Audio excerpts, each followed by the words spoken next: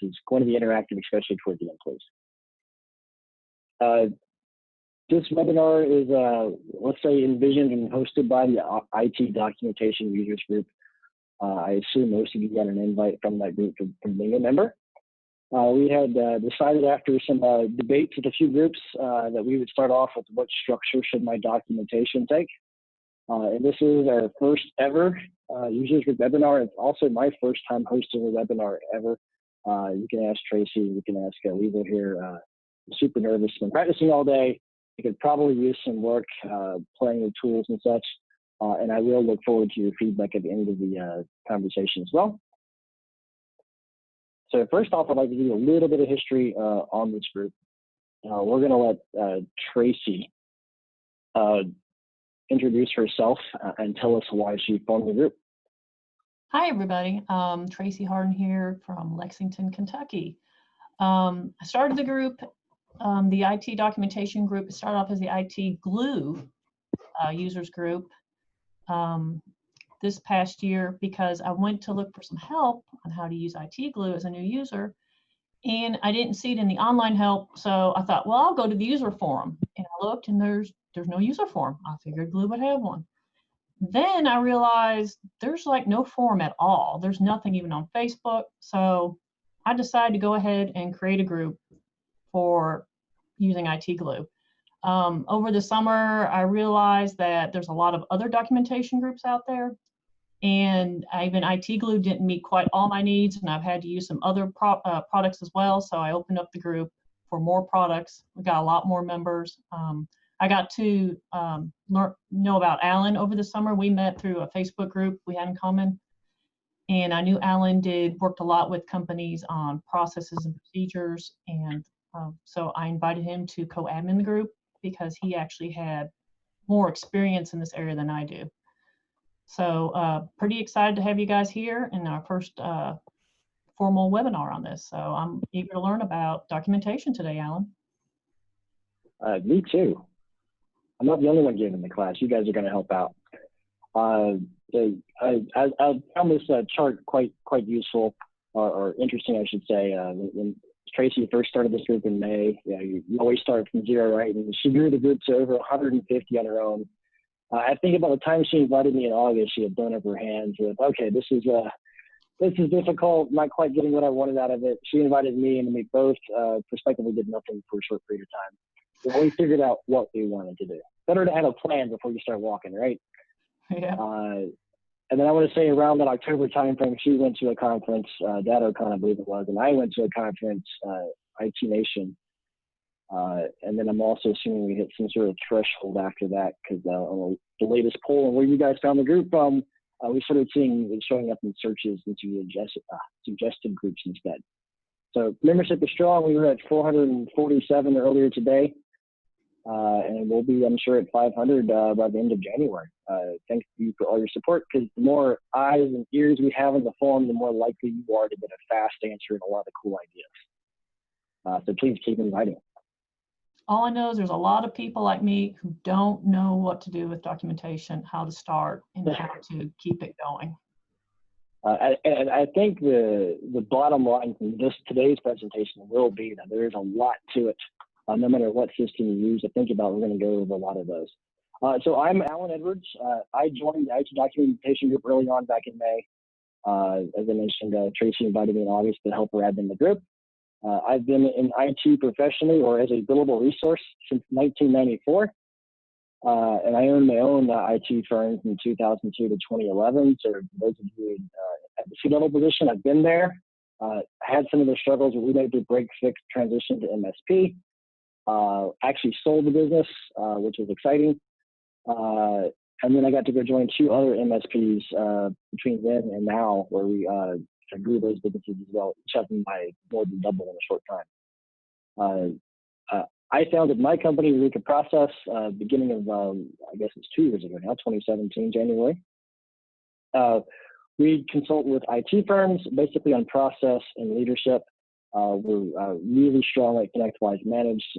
In fact, some of the examples that you'll hear me say are from my ConnectWise Managed experience, but a lot of those clients also have ITDUG is very popular. I have one with SharePoint. So I have a couple of different perspectives I can also share, and really looking forward to hearing from you guys on what you guys are doing or what questions you may have.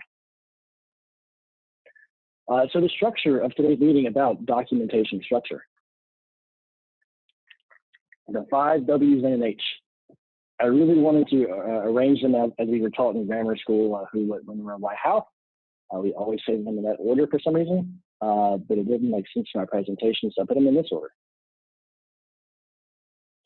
Let's talk about what we document first of all. And again, I strongly encourage raising your hand at any point in time or sending a chat to ask a question. I do think interactive will be better. So let me know how that goes, or if you have questions. First of all, what do we document? I came up with these categories, trying to look through what my clients are doing. One, we have to document what we have for our clients, anywhere from assets such as workstations, servers, firewalls, equipment, network diagrams, maybe even notes about something special like, hey, this CEO is important or impatient or whatever the case may be. We also have our internal processes such as how to work a ticket. How do we invoice for managed services? Those processes should exist and be stored somewhere. We have internal processes that are client-facing. Maybe you have instructions about how to submit a ticket or how to pay an invoice, how to use Connect Boost if you're into those tools.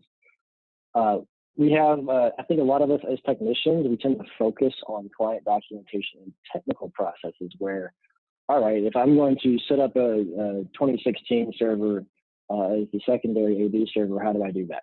Click by click. That could be a technical process. We also occasionally have technical processes that are client-facing in general. For example, how to set up Outlook with Office 365. And we can also have something more specific to the client. Well, great. However, we have enough client or endpoints of this one client that we want to tell them exactly how to connect to their SonicWall VPN click by click, including links to the software.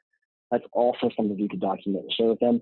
And then after going through this slide presentation like 5 times, I was like, wait a minute, what's the one thing that I've been documenting all day long? Time entries, a journal. What did I do for this client? What was the solution? So those are the what. Does anybody have, I'm going to take a 30-second break to figure out if anybody has questions about what we document. Did I miss something?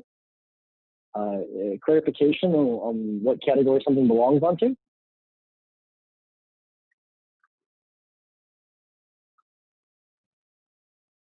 Okay, I'm going to keep it. If you do come up with a question, even if it's a couple of slides together, feel free to post it and I'll go back and grab those. So after the what, I try to organize these in a fashion that we have to know what we're documenting before we can know who's documenting it sometimes. So I have these 3 ideas on who documents. There are certainly people who say, hey, it's this guy's job to document. Hopefully they're not the only one writing documentation or the only one thinking of ideas, but they'd like to have a gatekeeper so that one person's responsible for moving the documentation together and publishing. Obviously, that can vary as you get larger. You don't have that skill set necessarily one person for all the what's that you're documenting.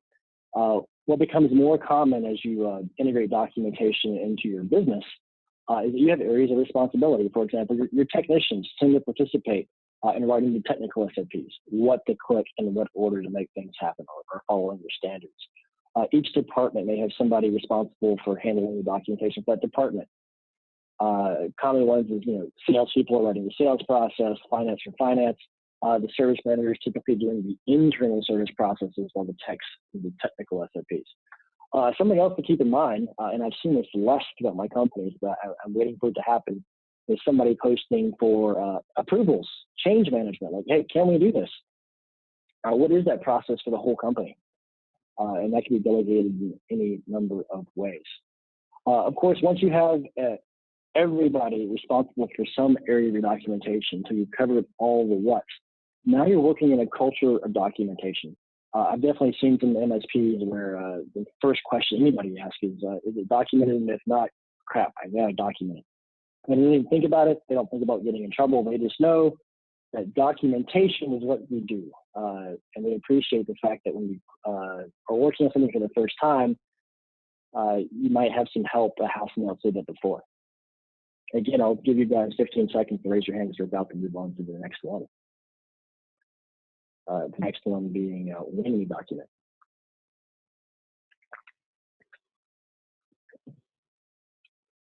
Somebody's going to get clever and realize that my breaks are less about questions and more about drinking water. All right, so how do we structure the win to our documentation? There are always two things that are brought up to me when I'm talking to folks about documentation. It's catching up and keeping up. And I'm just going to cut to the bottom line without a lot of detail and see if this makes sense to you. There is no such thing as catching up. Documentation will always be needed. There's always something you missed. But if you will work on keeping up, you will eventually catch up. Let's do an example. A common one is, hey, we've worked hard, we've had team meetings, we've decided exactly what we want to document about firewalls. So whether you're an IT group, a flexible asset, using a config in ConnectWise Manage, or you have a special folder or maybe a blank Word document or Excel spreadsheet if you're using SMB or file structures, you figure out exactly what information you have to have and what information you may like to have about a firewall. And you go, man, we have 100 firewalls out there. It's going to take us 18 man hours to get all this information. We'll never get there. And my answer is you can't have everything, but you can have one thing. And if you focus on one thing long enough, you can have everything. So next time you touch your firewall, document it. Yes, it's going to cost you extra 30 minutes to an hour, depending on how much data you need on your firewall during that one ticket. However, the next time you touch that firewall, that technician is going to be that much more efficient at figuring out, oh, here's all the information that I need, I can move forward. So every time you touch your firewall, you are spreading out the cost of documentation, and you will catch up. As a matter of fact, you might even retire a few firewalls before you touch it, meaning you get into the documentation anyways in this one case. So keeping up is catching up. Would anybody like to challenge my point on, and maybe there's something I haven't thought of about, is there something you just have to catch up on? While you're possibly raising your hands, quick story. I did have a client who's like, you know what, we absolutely need ISP information because our techs are still getting calls at night when we least expect it at 3 a.m. and we're trying to have to figure out how do we contact the ISP to help get the client back up. Good news is ISPs are not so technical as much as paperwork and billing. You can call and ask questions. They assigned a dispatcher or an office person to go knock those out in one fell swoop to catch up. They had the resources available and they used it. Yes, they still have 18 other flexible asset types in IT to catch up to, but they identified one important one, and that focus helped them move along quite quickly.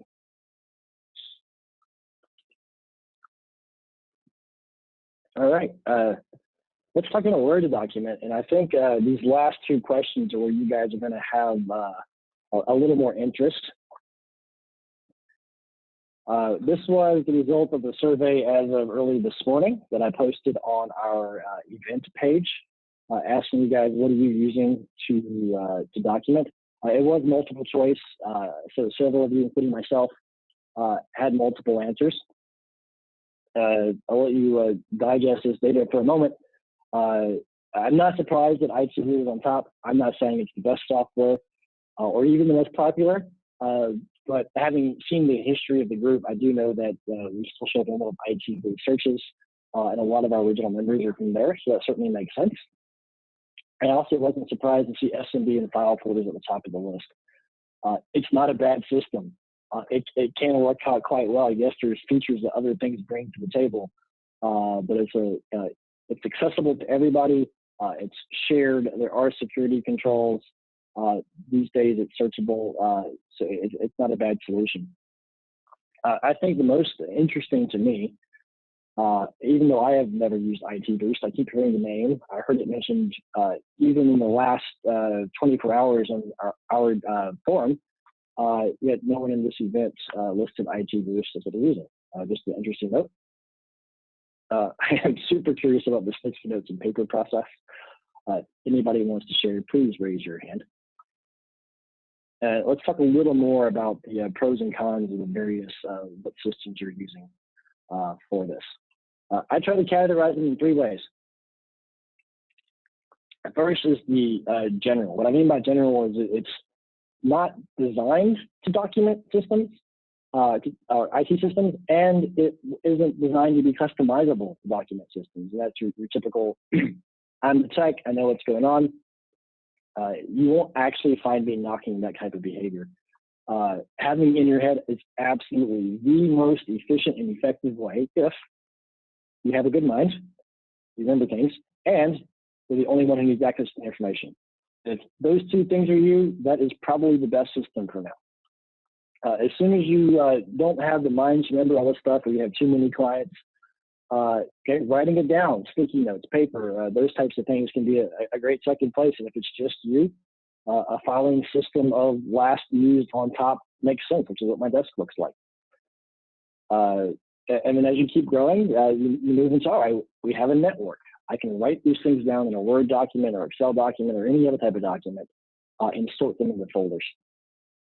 And people can find their information that way. This can also be quite effective, but as the amount of documentation grows, you may find managing security is hard, finding things are hard, not knowing what you don't know can also be difficult. Then we have a list of specialty applications. I just grabbed the ones that I saw from the poll. These are designed specifically for IT documentation. Benefits, you don't have to reinvent the wheel. They've already worked with thousands of other MSPs, maybe hundreds in some cases, and gotten the system to work.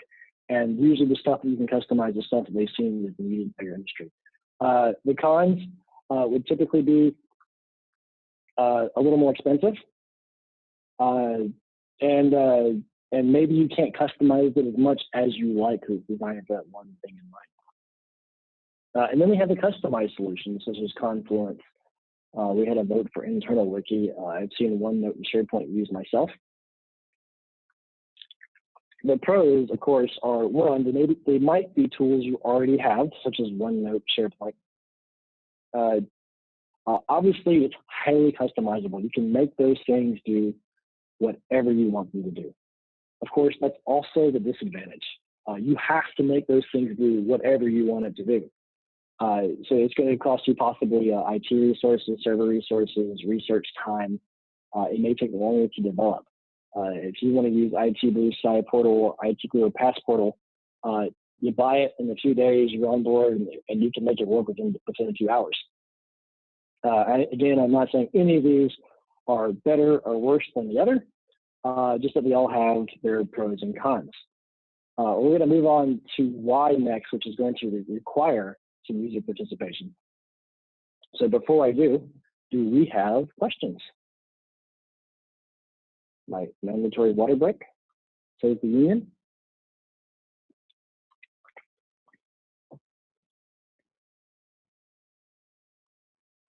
All right, moving through. On to why. There are many reasons. I thought of these 4. I'm actually going to tackle them in no particular order. I do hope you have some questions at this point. Before we hit the last question of how. My number 1 is the easy one. We probably covered it the least in systems about why and such, but that's billing. We are documenting our time throughout the day, typically as technicians, so that we can send an accurate bill to our client on what they've done. There's some value. Hey, we billed you for an hour. What'd you do? Fixed it. That doesn't always have the most value, so the documentation of what we did can make a huge impact. Let's go on to shortening the learning curve. My favorite is when you get into technical SOPs. Yes, there are some things you never want your tier 1 help desk doing. However, there's certainly some things that you might not know how to do, that if you just show them what order to click on and they follow that system, they can do those things for you. Maybe it's password resets. Easy enough to teach them, yes, but what if you could just show them where it's at? I've seen people take it as advanced as once they have an approval system in place, even opening a port in the firewall, if approved, those things can, even if they're not firewall level, those things can be documented, how to execute those in a firewall system, and passing down more high-level technical services down to the low level to make your organization more efficient. Even onboarding new employees that aren't technical, if you're hiring a new dispatcher or a new salesperson, the more things that are at their fingertips that they can look up on their own, the better. As a matter of fact, when you have a successful employee onboarding, and if they work for another IT firm and they see this documentation available to them, they're like, oh, I couldn't remember how we needed to add a company and ConnectWise manage, but I found the article on how to do it. I created the company, and I don't mean the replacement for university or training. I mean how we set up companies, the types that we use, and all the customizations that we do to make our workflows work. That actually begins the culture of documentation, where they realize how valuable that was to them, so that when they go out and learn something new, maybe it's how to set up automatic invoicing in QuickBooks, they will want to document that so that they don't have to in the future, or they can teach somebody else to do it, or a business owner might want to document something so they can hire more quickly, shorten that cost of acquisition. And I mentioned the owner. There's that term, and I've already forgotten which book it comes from, but it is used heavily in Gina Wickman's book, EOS. I'm pretty sure it came from somebody else. Feel free to chat that to me if you remember it from me, which is delegate to elevate. Anything that is repeatable, that doesn't require a lot of decision making, you should be able to make that into a process, into your documentation, and hand that to somebody else to do, somebody at a lower pay grade. The work has to get done, so why not maximize where you are best at? Any questions before we go to the last question about how to document structure? And I see Peter physically raising his hand. I love this approach. Can we unmute Peter? 1 second, Peter. This is my first webinar. There you are. Can you hear me? I sure can. Okay. One of the things that I've learned over the years, I've been in this business for 30 plus years, is that we've had a few instances where competing MSPs, they're pretty cutthroat sometimes in some of our markets, and unbeknownst to us, let's say one of their salespeople tends to connect with some manager in one of our companies, and next thing you know, there's a meeting, and they've decided that somehow we've failed on some front. And one of the biggest things is, if you can document everything you do, that's your ammunition to go back to say, no, these guys are full of it. It's basically maintaining your position as a competent partner for your clients. And we've been questioned on things like, I don't know, why doesn't this machine have antivirus, right? And it was something that happened just recently, and I checked through our documentation, and that machine wasn't listed. Some employee went out and bought it at Best Buy, right? And so that type of thing happens, and we can look through our documentation and say, well, the problem wasn't on our end, it was unbeknownst to us. Or if there is a problem, it can identify issues, but it kind of solidifies your position as a valuable partner. And I think that's one of the keys to maintaining that relationship with your clients. That's all I wanted to add. Thank you. Oh, excellent point. Just to add on to that, while maybe the original purpose for documenting I might have listed under billing, it creates that paper trail, that accountability. And for those of you who do or want to do quarterly business reviews or any other period business reviews, I've had a lot of people say, oh, all this reporting and all this data we're collecting, we're documenting, no one reads that. And I'm like, that's fine. I don't want them to read it, but I do want to dazzle them by the pound. I want to show them that we are doing all this stuff, all this effort, this value, all this data that we have collected, and it's complicated, so continue to trust us to do our job, and we'll continue to show you the value that we do. Excellent point, Peter. Any other questions? All right, we're going to go on to our second to last slide. So I hope there's no questions coming on the how to structure the data. I actually had the least to write down about this, and there was more than a blank slide coming. But I felt would negotiate or start the biggest arguments, conversation. I'm kind of hoping for some black eyes, maybe some barroom fights on how to organize this. And I didn't tell Tracy ahead of time I was going to pick on her. But let me go over this slide real quick, and I'm going to call on Tracy so you can prepare to tell us your organization system. I will first of all tell you that Tracy actually sorted by accounting numbers, which is, for those who may not be familiar with the finance side, sometimes accounting codes have all sorts of parents and children, and they're labeled by words, and usually in the system they're alphabetical, and you're like, how do I find anything?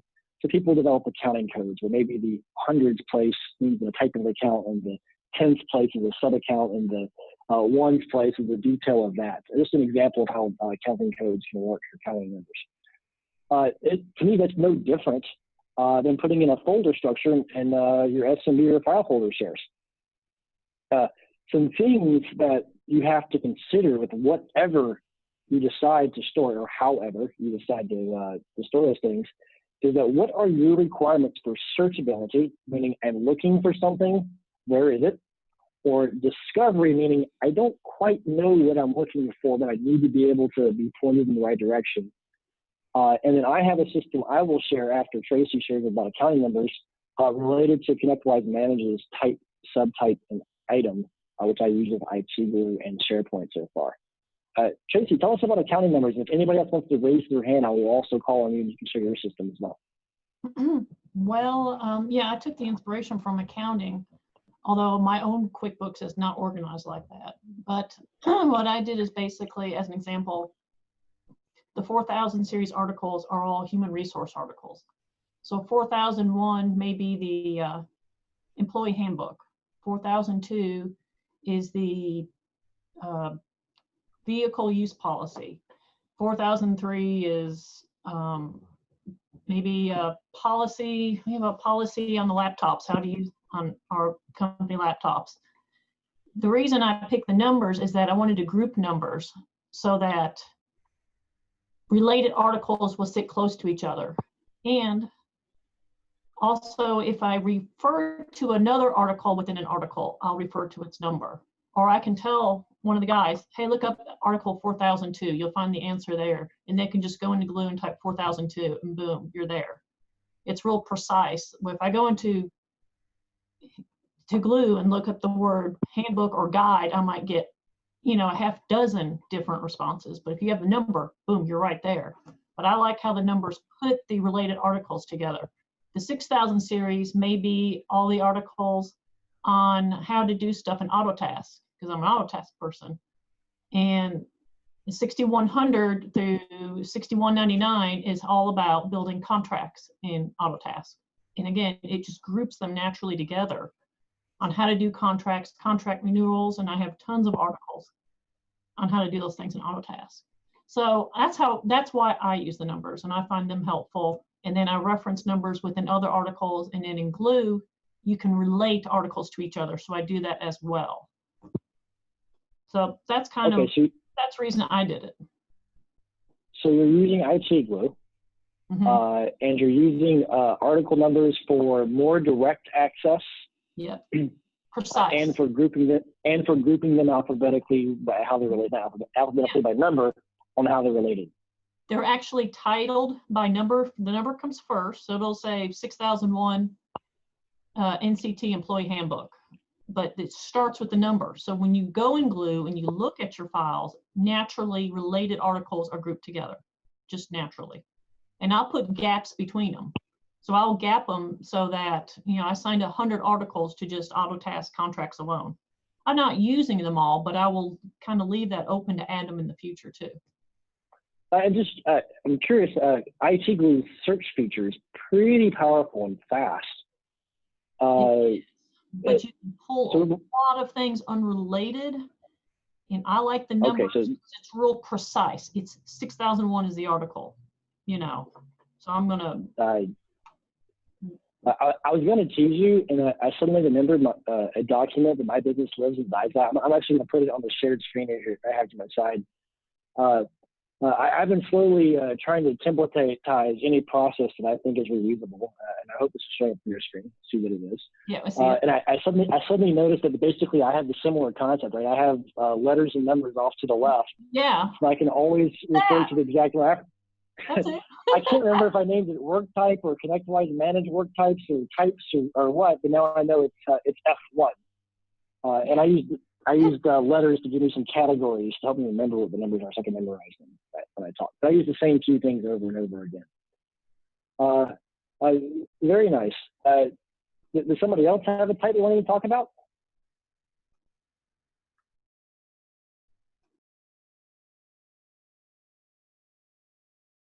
I will add my 2 cents for a system that I end up recommending a lot.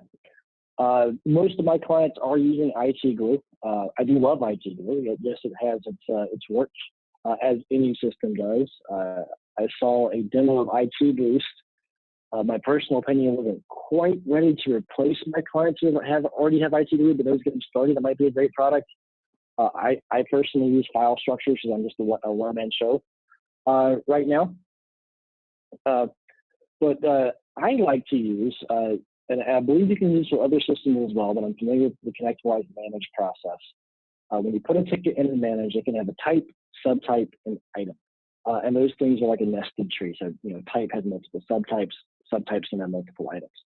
And what I do is when I type subtype and item, match an SOP I have. And to me, this is any SOP that has a URL. So that could be SMB, ITGlue, SharePoint, maybe even OneNote. I haven't tried SciPromo yet, how that works, but if it has a URL, you can do this. I then have an auto ticket template fired, meaning type, subtype, item, matches, apply this ticket template. And some of the things that I apply in there is name of the SOP and the URL to get there. So as soon as it's coded, technician click save, a URL is added to the internal notes of the ticket. That technician can then click that URL and see the SOP. I'm going to keep talking about that process because that's great, but Alan, how would you get those SOPs in there? That's a lot of work to have all the technical SOPs. So just like I mentioned before, process, culture of documentation, or culture of process, I like to call it. I actually have a type, subtype, and item that starts with Z, lowercase u, talking about alphabetizing things with numbers, right? Puts it at the bottom of the list. When they select that, it goes to a report that a manager sees. And anytime there's a request for a new type, subtype, or item, they have an automatic note pop up that says, hey, what type, subtype, or item should this be? And what's the ITGlue or SharePoint article you created? That gives a CW administrator everything they need to create that link. So the technician actually created the SOP. Whoever administers CW just has to link those two things together. And then everybody is linked to the process. So that really helps with the discovery part. In that case, especially for those starting with type, subtype, and item for the first time, if it exists, it has an SOP and it's linked already. If it doesn't exist, it won't be in the list, so they know, I'm not going to find that. Let me create one. So that's one way of figuring out what you know and what you don't know, at least on the technical SOP front. Who would like to ask some questions? So this is our second to last slide. We have some time remaining. Okay, I'm gonna pick up you on what you just said. So you got these URLs in there, but those URLs are going to change. Isn't that a problem? It can be. One, design a system right the first time, which never happens, right? In ITGlue, document numbers or their URL do not change unless you change organizations they belong to. So there's kind of like a sticky link for the document number, but I did find that before the document number is a organization number, and I've seen that change.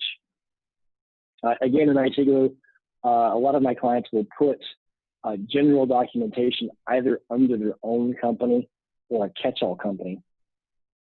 And then client-specific documentation goes under the client themselves. I'm sure you could follow a similar process. In SharePoint, yes, that's a nightmare. Okay. Yes, Peter. Let me end it real quick. Yeah, I've got a question for those who use SMBs and whatnot. Sources that say you can't really readily share. So let's say, for example, you've got an outside contractor and they require, an account on the web server. They're going to do some development or whatever. How do these people share passwords with outside, say, subcontractors if they're keeping things in a spreadsheet, for instance, or in an internal wiki? I mean, you're not going to necessarily give them, go through all the hassle of giving them a VPN account to log into your network and, give them access to a full spreadsheet. So you're going to literally probably just send it, I would assume, in an email. I know I've got processes for it, but I'm wondering what others do. And I'll look for a show of hands from anybody in the group who'd like to weigh in on their thoughts, ideas, and what they're doing. I'll buy 30 seconds in telling you my thoughts, which is, for one, a lot of people that I've seen are, first of all, separating their documentation and password systems. A lot of that's not necessarily with intent to keep them separate. It's just that whoever's been good at one hasn't been good at the other. My favorite horse race to watch right now has been Passportal and ITDUG. One was a documentation system, the other was a password system, and they're both racing into the other's market right now. And one has not overtook the other one yet. A lot of people still use both, so it's definitely a concern. No show of hands. Where's our tier 3 tech set, our security experts? Tracy, how do you handle that?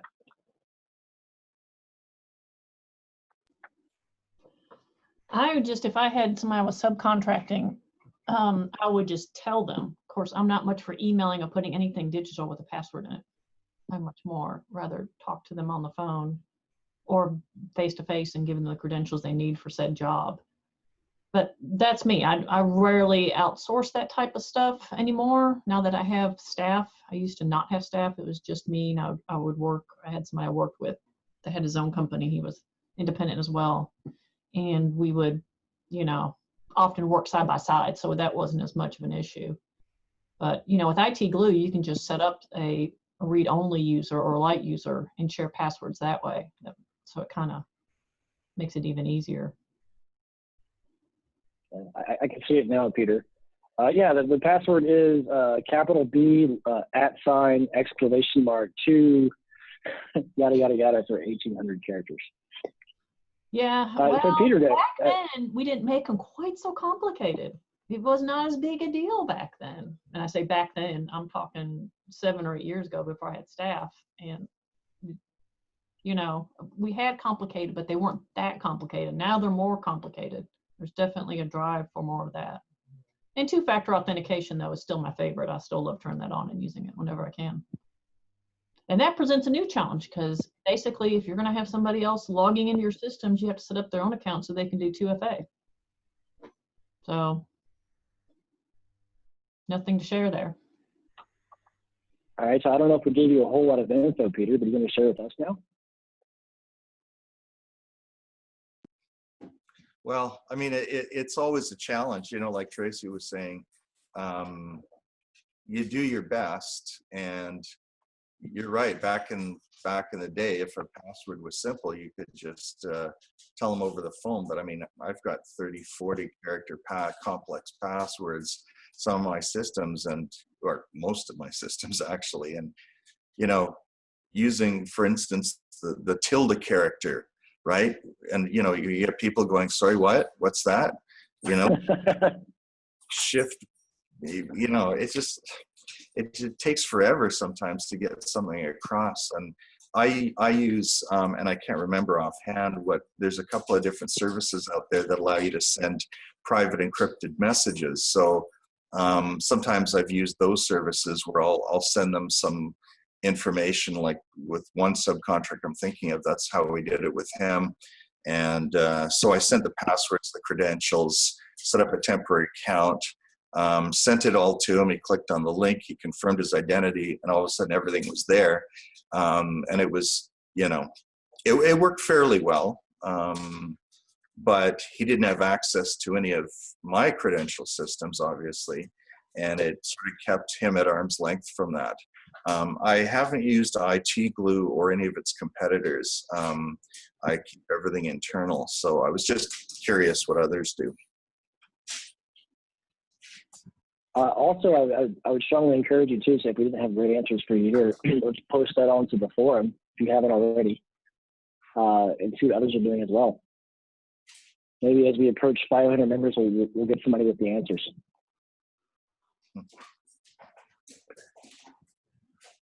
Any other questions or show and tell or share? All right. Moving into our last slide in terms of a little more interactiveness. I had a question directed at me, and I'll just repeat what he said in case anybody else is confused. Okay.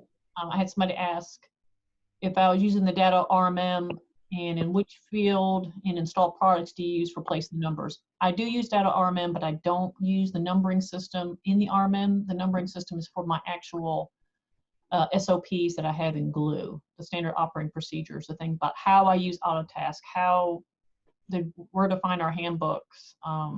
We got a bunch of HR, the onboarding system, how to set up different contracts. We number those articles, not actually items in my RMM. So yeah, it's for documents, not for devices. So I just wanted to clarify. Thank you, Tracy. And whoever asked. The Tracy's available 24/7 on her cell phone. All right, so what's next? This was kind of our first foray. We were asked, Tracy we asked a few times, hey, why don't we do something like part of the group and get a webinar and start providing more active content. Tracy's a go-getter in that I needed something, I will create the platform in which to get that information if I need to, which she's done an excellent job of doing. So what I'm going to do later today, maybe tomorrow, is I'm going to try and get a survey to all you guys. So I assume that I will actually post that on the IT event page from the forum. I'll post a link to the survey. Please fill it out. I can take it. I want to know how I did, what I can do better, and then what we as a forum also can do better to provide information to you guys and to encourage participation, which is always hard. All of us tend to be in the IT background, and we like to absorb information that we might give you at one point in time. I did attempt to record this seminar, and I see the record button still active on it, so I assume that worked. I will check that out later today as well, and attempt to post that if you wanted to share it or review a statement later. The bottom line question that I will ask in the survey, and I will probably ask in the forum itself as well, is do you want to do something like this again? I felt like this is a very broad topic. And I think the purpose was to appeal to as many people as possible to get some initial participation. However, the meat is in the details, right? So perhaps we need to focus on manage or Autotask or IT Glue or custom systems or SMB. And we can certainly do those things. I think between all of us, we have the brain power to make it happen. It certainly doesn't always have to be me presenting either. I've already had one of you guys reach out and say, hey, I would love to help share and participate on the next one. So we're up for that as well. Do look for those survey links and recordings. My contact information is at the bottom of the slide. If you heard something you want clarification on, feel free to call or email, ask your question, just be there to respond. I'm going to gloat a little bit and let you know that my surroundings aren't beautiful, but I am calling you from Cozumel, Mexico, where I'm staying this winter time. So you guys can enjoy whatever climate's not as warm. and I'm super happy that the internet held out the entire time. That is certainly a issue while in Mexico. I'm reading one question real quick from somebody.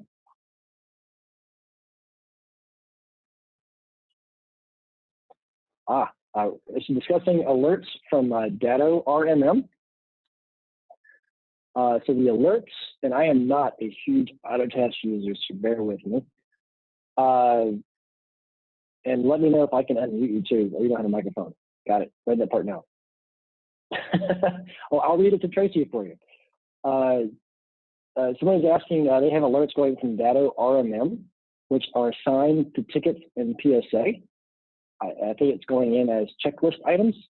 Sadly, it is not working with ITDUG docs. You know how that linking works, Tracy? Let's see, assigned tickets, I think, as a checklist. TG docs. Or I'm not sure Jonas, what if you want. Goal is. I mean, we have our RMM creates alerts on our makes tickets too in the PSA, but I'm not sure. We don't tie it back to Glue that way. I'm not sure I understand the question, I think.